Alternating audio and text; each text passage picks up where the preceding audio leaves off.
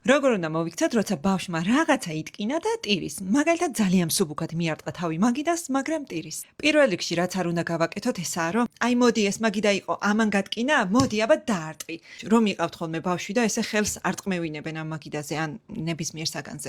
ამით ჩვენს შვილებში ვახალისებთ ძალადობას და ვზრდით პოტენციურ მოძალადეს და რატომ? პატარა ბავშვები ზუსტად პატარაობაში ესე ჩვენგან სწავლით, იყალიბებენ ჩვევებს და ყალიბდებიან ისეთი ფსიქიკის ადამიანებად, როგორებადაც ყალიბდებიან. თუ ჩვენ ბავშვს დავამახსოვრებინებთ, რომ რაღაცას რამაც ატკინა, აწყენინა, რაღაცამ გააბრაზა, აუცილებლად უნდა უპასუხოს ძალადობით, ანუ დაარტყას ამ მაგიდას. მომავალში მისთვის ზუსტად რომ ძალადობა იქნება წყენის ან ბრაზის გამოხატვის საშუალება. კომუნიკაციის ჩვეულებრივი ენა და თუ ვთქვათ მეგობარმა ან საერთოდ უცნობმა აწყენინა, იმაზე იძალადებს ფიზიკურად თუ არა სიტყვით. ან თუ იმაზე არ იძალადებს, ისევ ჩვენ მოგვიბრუნდება და სახში გამოხატავს ამ აგრესიას, რომელსაც თავის დროზე ვერ მისცა ფორმა. მეორე რაც არ უნდა გავაკეთოთ, ისაა, რომ არ უნდა უგულებელყოთ ბავშვის ემოციები, როცა ის ტირის. არ უნდა უთხრათ ამ დროს, რომ აი, გაჩერდი, არაფერია, არ გტკივა, ქორწინამდე დაგავიწყდება. ჩვენთვის თუ არაფერია, ის პატარა და მართლა ტკივა და მართლა გულწრფელად ტირის. ვაცადოთ უნდა ცოტა წამოტირება. თორემ თუ უგულებელყოთ მის ემოციებს, ის დაიმახსოვრებს, რომ მისი რაღაცა ტკივილის გაგება ჩვენ არ შეგვიძლია და სამომავლოდ აღარ გამოხატავს ხოლმე. არც პატარაობაში და მომავალშიც გაიზრდება ადამიანად, რომელსაც